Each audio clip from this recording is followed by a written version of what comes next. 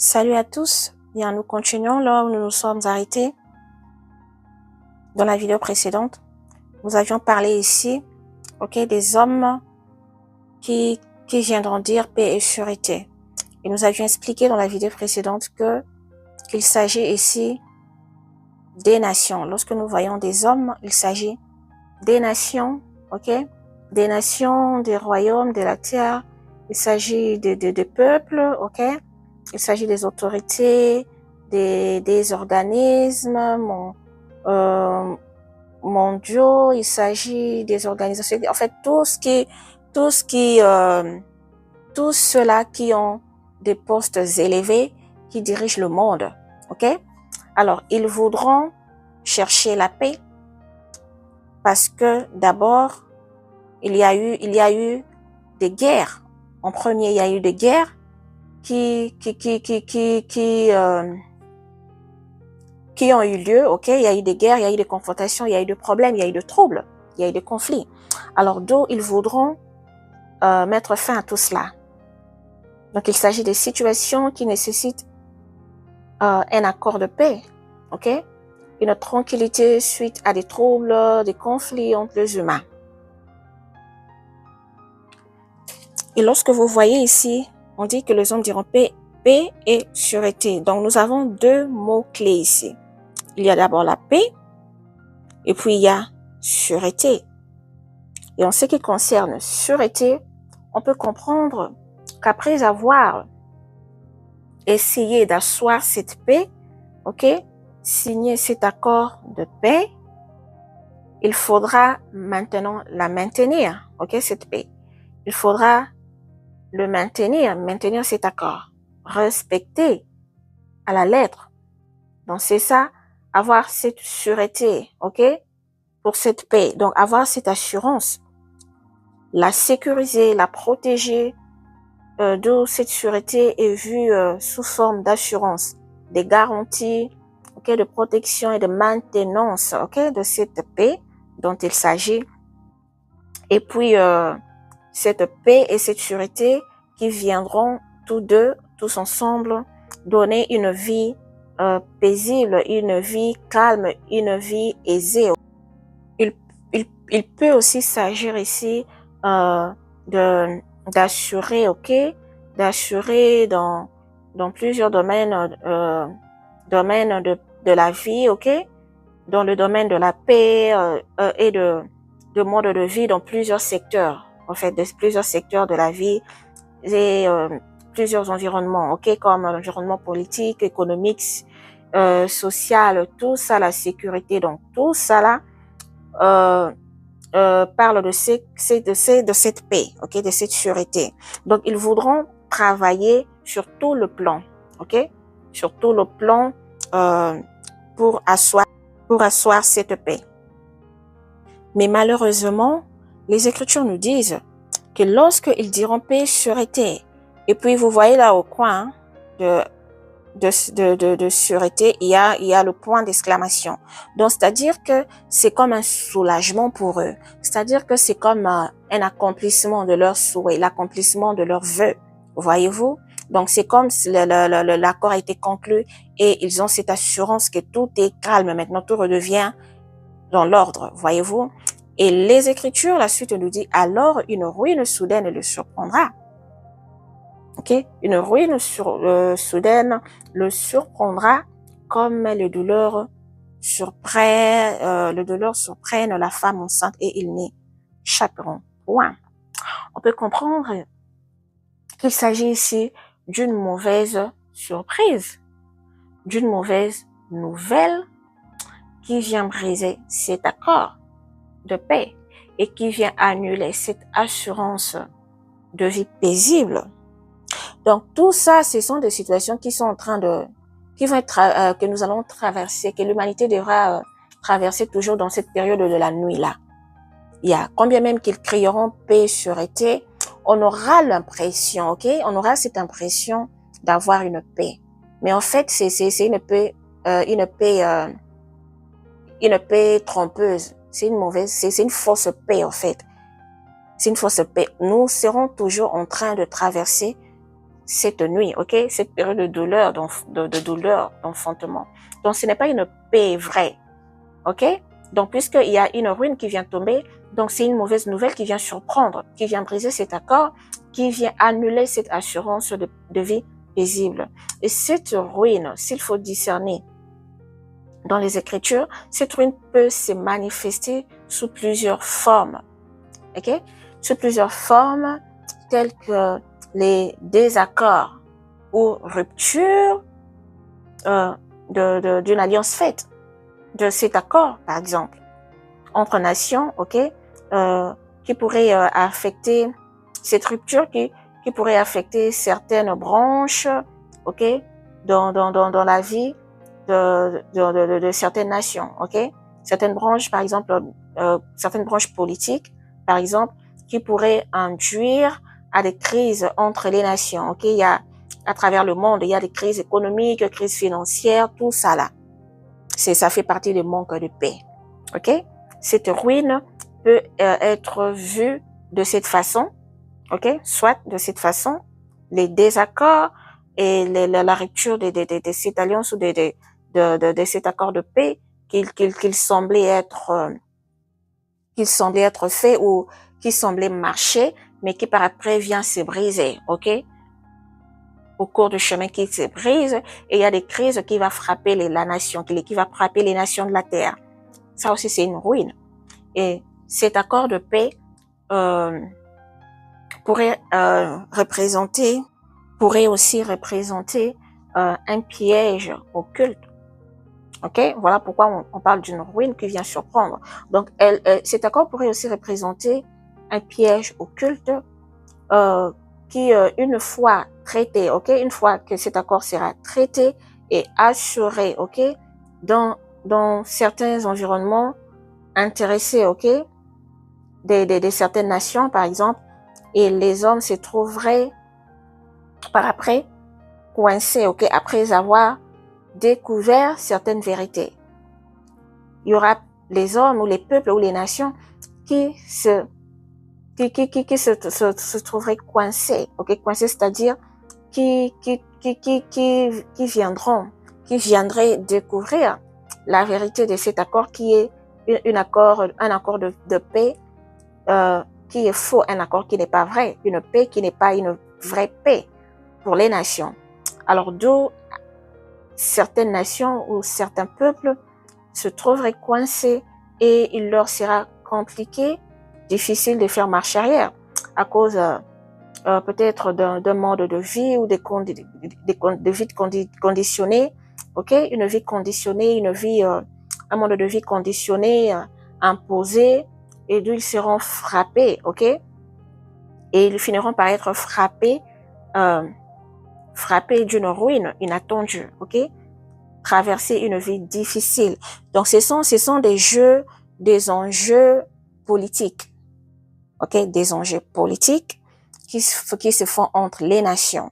Il y a parfois des accords qui sont signés, mais qui ne sont pas des accords pris au sérieux, qui ne sont pas des accords respectés, ou des accords qui sont plutôt des accords frauduleux, qui sont avec des intentions malsaines, ok, entre les têtes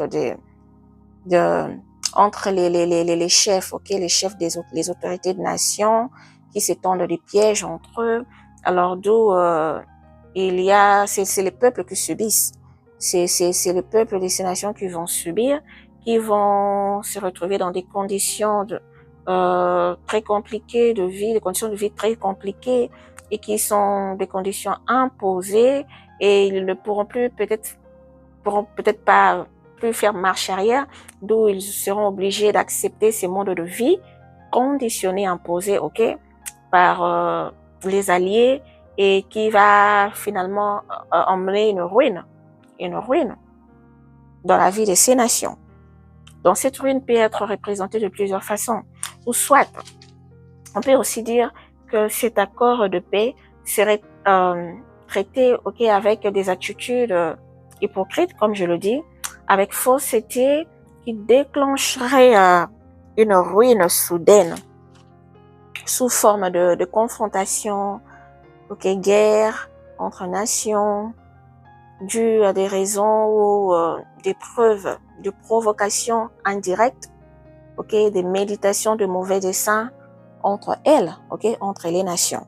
Donc, c'est ce qui pourrait aussi justifier cette ruine de cette paix, ok, de cette paix, cette ruine qui viendra détruire cette paix. Donc, il y aura de l'hypocrisie entre des nations, entre les autorités, de ces accords signés qui sont faux et qui, entre elles, ok, les autorités qui méditent de des mauvais desseins entre elles. Donc, qui ne seront pas vrais, ok, l'une vers l'autre, ok, il y aura pas une vérité, il y aura pas une sincérité entre eux.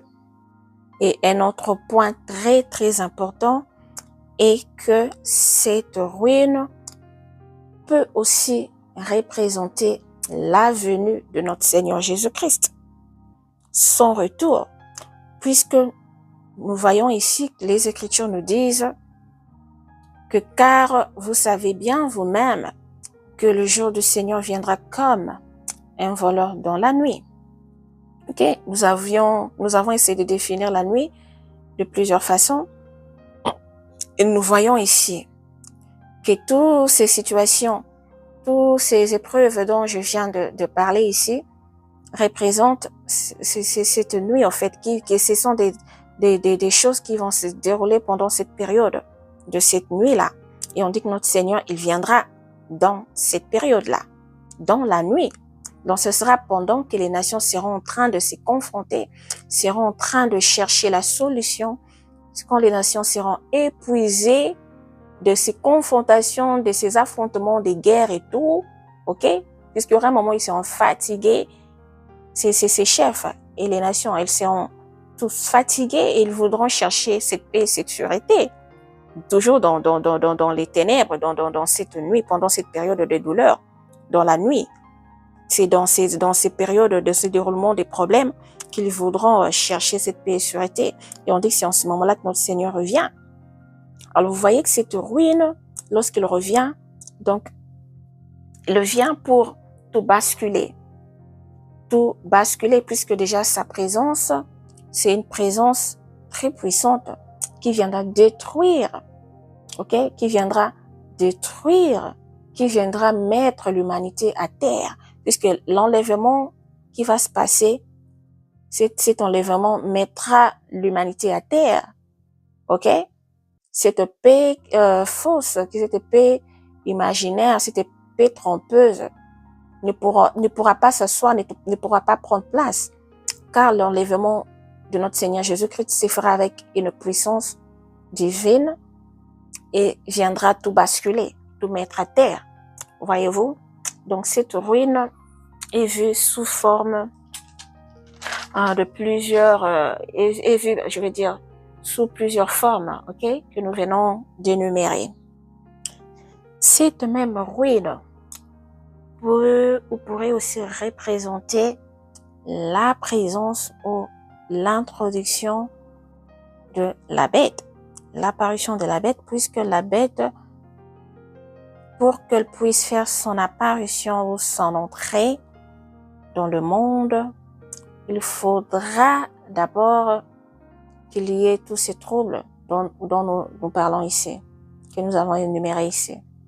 La bête ne fait pas son apparition aussi longtemps que les nations ne seront pas en guerre, puisqu'elle devra trouver une raison pour s'introduire comme un donneur de paix. C'est l'image qu'il viendra avec dans le monde. Alors, et puisque ce sera une paix masquée, une paix trompeuse, et rappelons-nous dans les Écritures, j'en ai parlé, que la bête ne travaillera pas avec sa propre force, elle sera soutenue par des nations.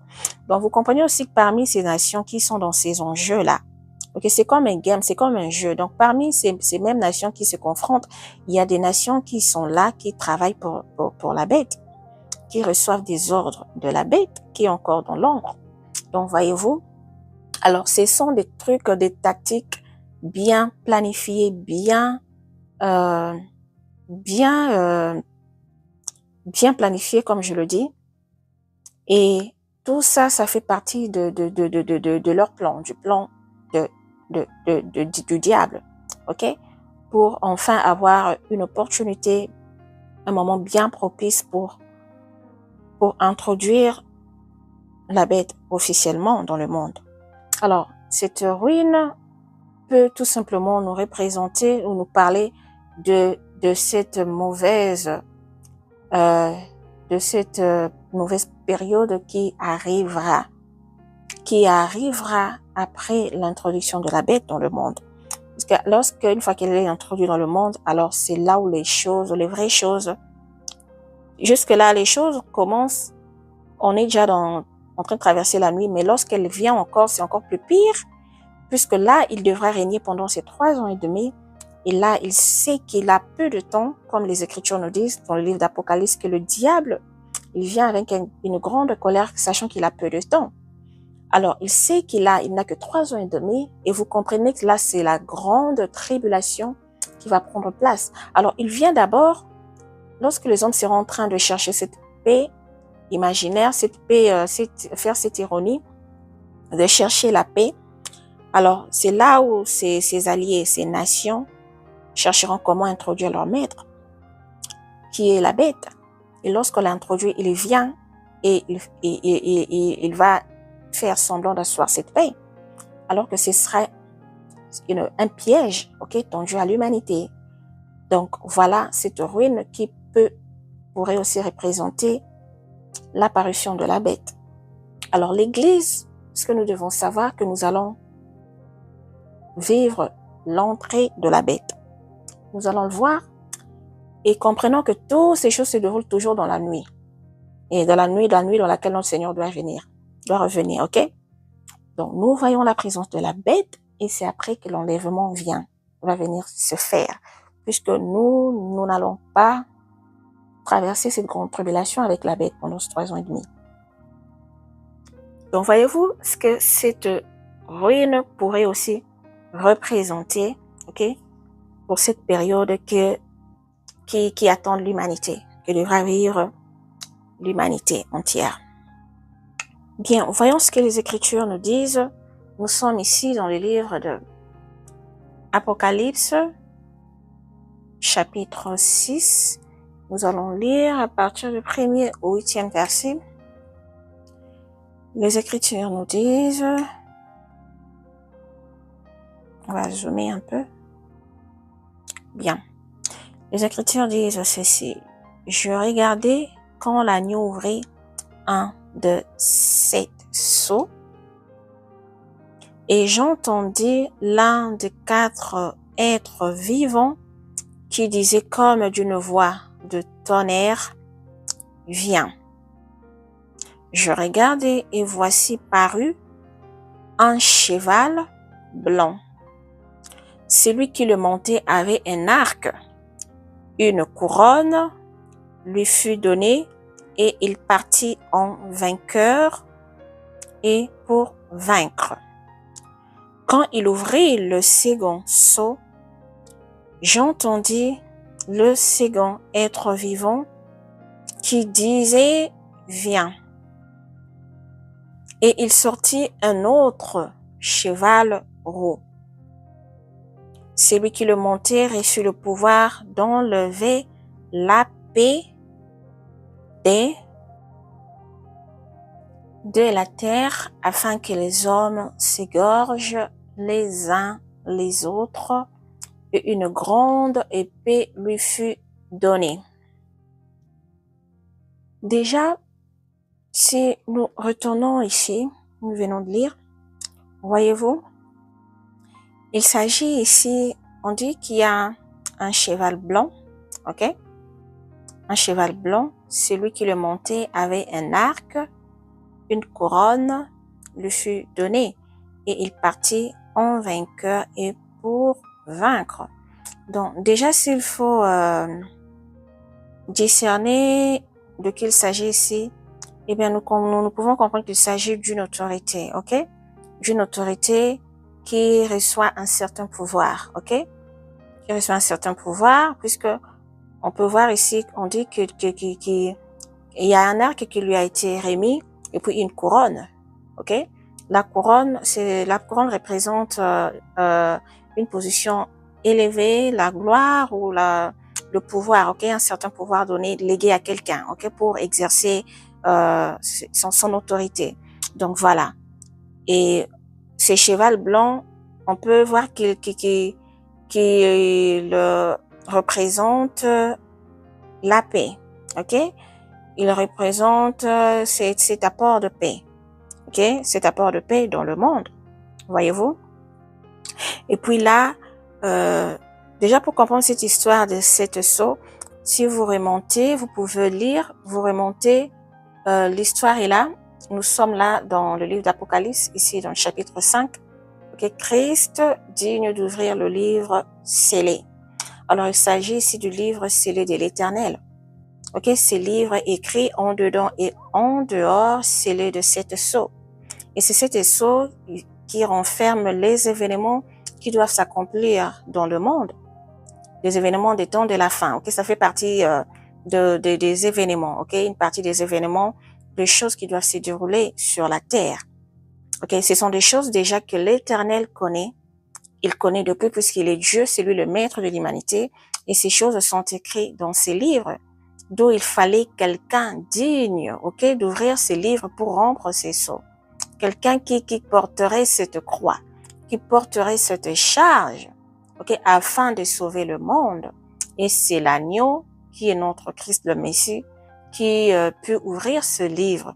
Alors lorsque vous lisez la suite, vous comprendrez, c'est jusque là-bas, vous comprendrez le travail que Christ a accompli, la mission qu'il a accomplie sur terre. On dit ici les Écritures disent, tu es digne de prendre le livre et d'en ouvrir les sceaux, car tu as été immolé et tu as racheté pour Dieu par ton sang des hommes de toute tribu, de toute langue, de tout peuple et de toute nation. Tu as fait d'eux un royaume et des sacrificateurs de notre Dieu, et ils régneront sur la terre. Ok? Donc, voyez-vous que Christ, après avoir accompli sa mission sur la terre, il a été immolé, puisque si vous lisez bien, les Écritures ont dit que tu es digne de prendre le livre et d'en ouvrir le sceau, car tu as été immolé. Voyez-vous? Tu as racheté. Donc, après avoir accompli sa mission sur la terre, voilà ce qui s'est passé. Donc, ici, c'est donc pour voir que la suite des événements qui doivent suivre dans ces temps de la fin, il y a l'ouverture de ces sept sceaux qui en fait partie. Voyez-vous? Donc, c'est les événements de la temps des deux temps de la fin. Ici, la crucifixion de notre Seigneur Jésus-Christ est déjà passé. Son temps est passé.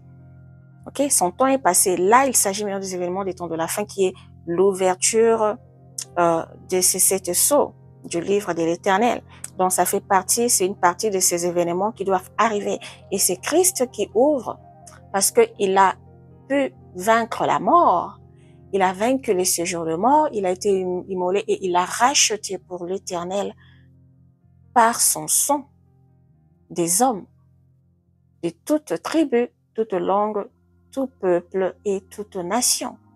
Ok? Ces hommes qui sont aujourd'hui des saints, des chrétiens, les élus de Dieu, les fidèles, ok? Qui travaillent pour l'Éternel, qui ont reçu Jésus-Christ comme leur Seigneur et Sauveur, qui ont accepté les seigneurs, qui ont accepté la vérité et qui viendront vivre, régner sur la terre lorsque leur temps viendra, pendant le règne de notre Seigneur Jésus-Christ, avec le Seigneur sur la terre, lui qui sera le roi de toute l'humanité. Alors là, il s'agit de l'histoire de ces sceaux, vous pouvez lire à la maison. Alors ici, nous comprenons que ces chevals blancs, c'est en fait un esprit, ok? Il s'agit ici des esprits, ok? Des esprits qui doivent régner, qui doivent venir à leur temps sur la terre, ok? Nous allons les vivre et nous les vivons déjà. Donc, il s'agit ici de ces chevals blancs qui apportent la paix, qui signifie la paix. Et on dit qu'après lui, il y a un autre cheval. Voyez-vous, il sortit un autre cheval roux. Celui qui le montait reçut le pouvoir d'enlever la paix de la terre afin que les hommes s'égorgent les uns les autres, et une grande épée lui fut donnée. Voyez-vous? Alors ce deuxième cheval qui est un esprit, qui représente un esprit, qui viendra maintenant enlever cette paix sur la terre et qui viendra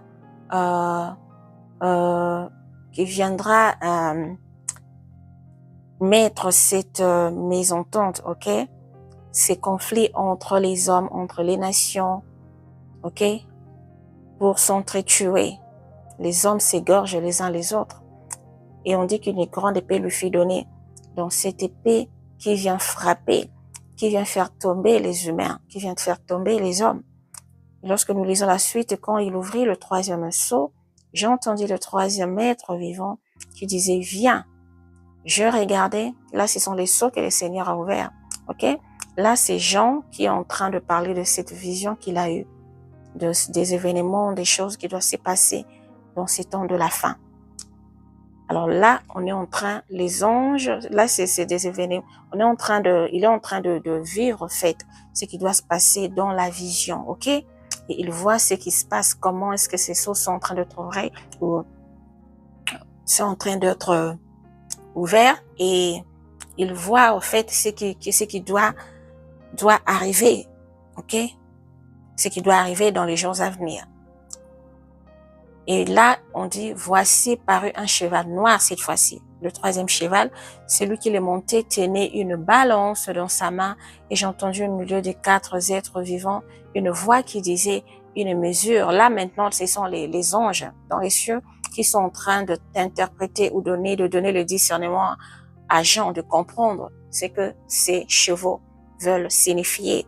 Ok? Et la voix qui disait, une mesure de blé pour un denier et 3 mesures d'orge pour un denier, mais ne fait point de mal à l'huile et au vin. Donc, s'il faut discerner ce passage, nous comprenons déjà ici, il s'agit de la famine. Il s'agit de la famine, il s'agit de cette manque ou de l'insuffisance de nourriture, ok? De nourriture sur l'étendue de la terre. Cette famine qui va frapper la terre entière. Ok? Et puis on dit quand il ouvrit le 4e sceau, j'ai entendu la voix du 4e être vivant qui disait, viens, je regardais et voici parut un cheval d'une couleur verdâtre. C'est lui qui le montait, s'est nommé la mort, et le séjour des morts l'accompagnait. Alors, qui monte ce cheval? Et il s'appelle la mort, et le séjour de mort l'accompagne. Il s'agit de qui ici? Voyez-vous que ce sont des choses que nous avions parlé, ok, tantôt.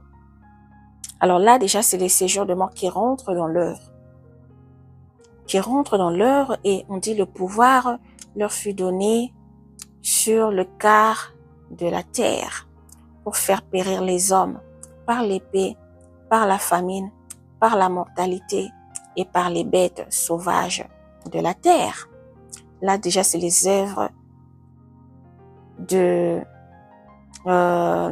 les œuvres des temps de la fin qui sont en train de s'accomplir. Si vous continuez plus bas ici, chapitre, verset 9, on dit quand il ouvrit le 5e sceau, là c'est l'ouverture du 5e sceau, et puis on dit je vis sous l'autel les âmes.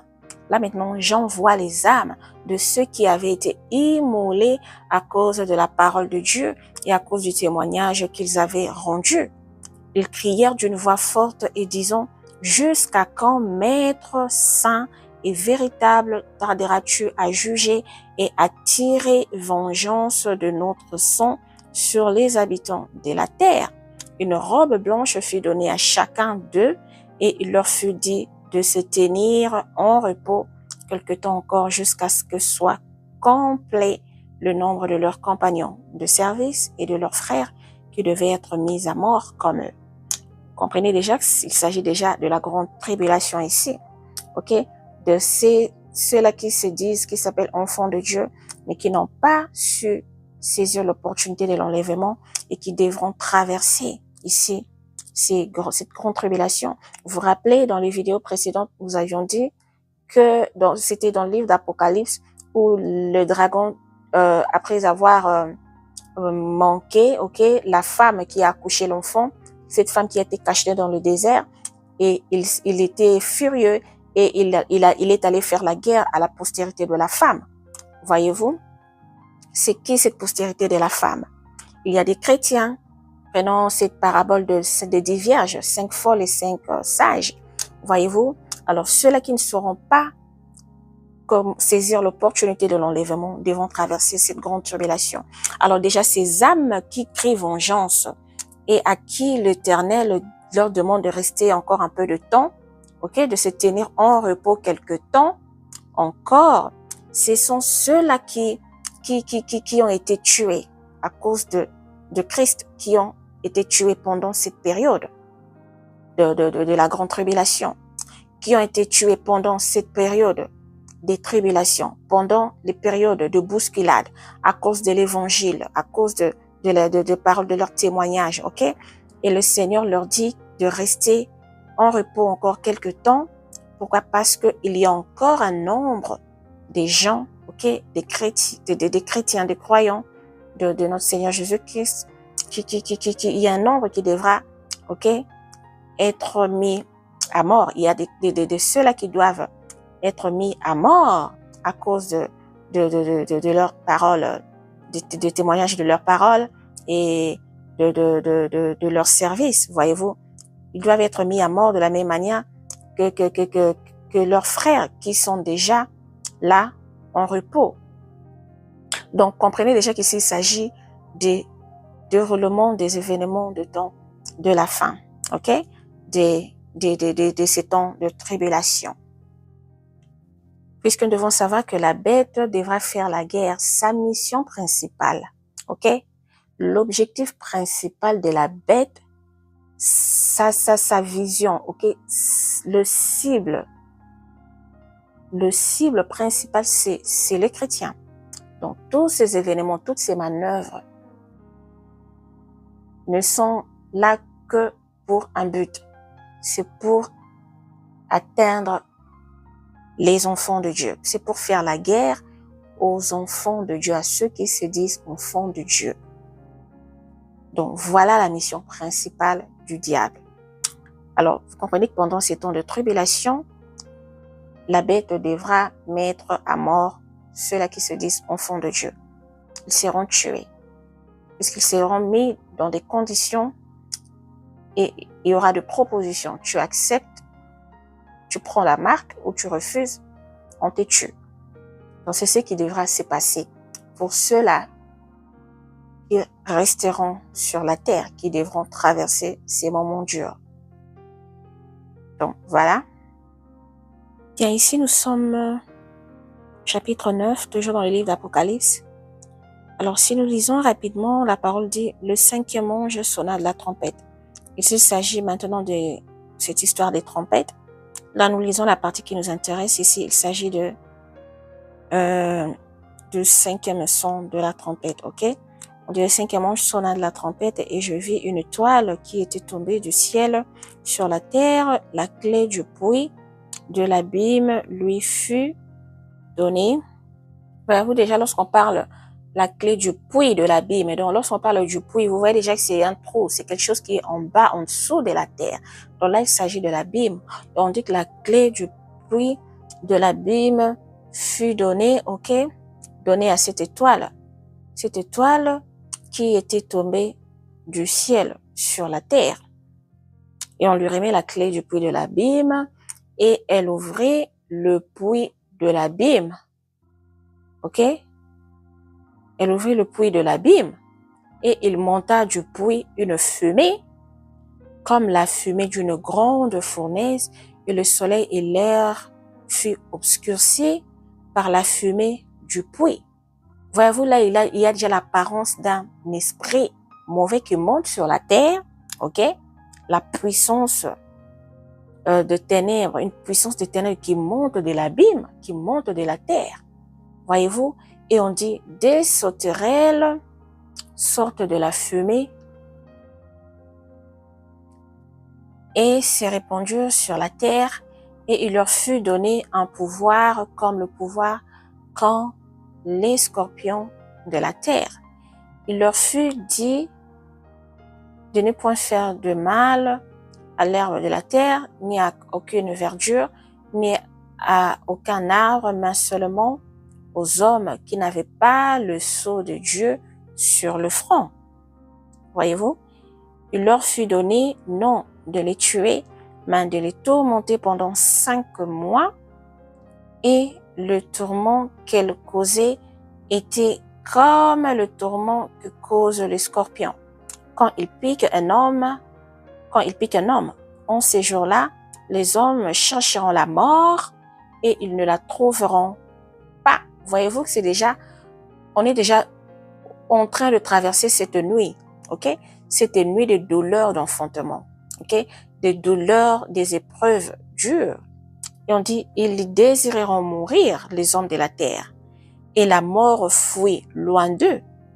Ces sauterelles ressemblaient à des chevaux préparés pour le combat. Il y avait sur leur tête comme une couronne semblable à de l'or, et leur visage était comme un visage d'homme. Elles avaient des cheveux comme des cheveux de femmes, et leurs dents étaient comme des dents des lions. Elles avaient des cuirasses comme des cuirasses de fer, et le bruit de leurs ailes était comme un bruit de char à plusieurs chevaux qui courent au combat.